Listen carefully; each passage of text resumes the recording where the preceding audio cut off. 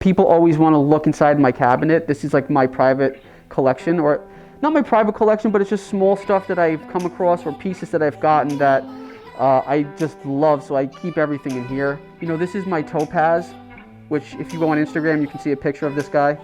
It's blue topaz with quartz. This is one of the best pieces that I have. I know it's crazy, it's just sitting in my cabinet here.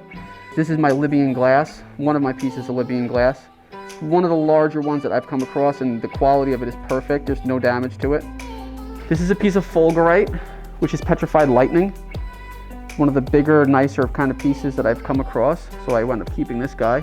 I'm really into like meteorites and petrified things, and oh no. Oh, that's a piece of moldavite sitting on top of there. That's crazy.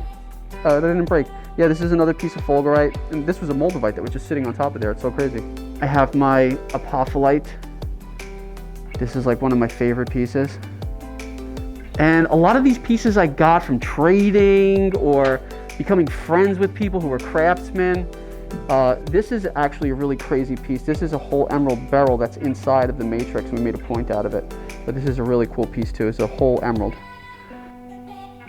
This is a crazy, crazy piece. Again, if you go on Instagram, you'll see more information about a lot of these pieces that I'm showing you right now. There's just so many pieces inside here. There's a piece of natural prasiolite, which is green amethyst. Also really tough to get.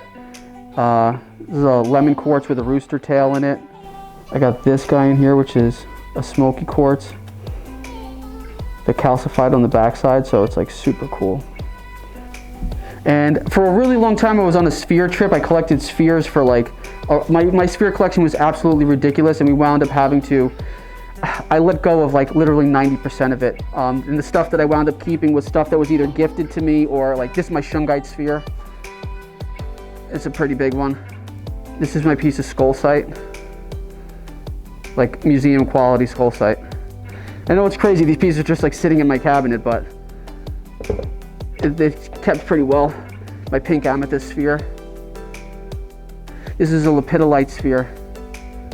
Super crazy. I know if you know rocks, you probably haven't seen something like this. This is not something you see regularly, so I had to keep that guy. Got malachite Bigfoot. Hey man. This is my Lemurian sister point. See it's like a little cave inside. It's the details. You know, the thing with crystals is the details. Lemon Phantom. Isis Eye. This thing is serious. If you know crystals, then you'll understand why this is so serious. But it's got an Isis Eye right here. It's that Lemon Phantom. It's got this little like crystal cave, and you can see it's actually skeletal right around here. This is cool too, actually. The reason why this is in my case is that this is actually the first piece that I ever tried to polish. You can see this is a terrible job, but when I first started cutting and polishing stones, this was literally the first piece that I attempted to polish. And as you can see, I didn't do such a great job, but I never finished it because it's the first one and kind of sentimental to some degree.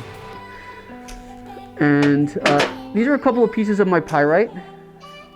This has got some quartz inside of it. But you can see the structure of this is absolutely spectacular. This is just a really cool piece. It's like a rhodochrosite bacon and pyrite. It's got a little geode. Super, super cool. This is one of my aquamarines and tourmaline. So this is an aquamarine beryl, and these were all tourmalines. It's in quartz and feldspar. And then I got my bismuth geode. This was made for me by a really, really good friend who makes bismuth. Actually, the guy who makes our bismuth. And they made this for me as a gift, and it's an artillery shell. How cool is that?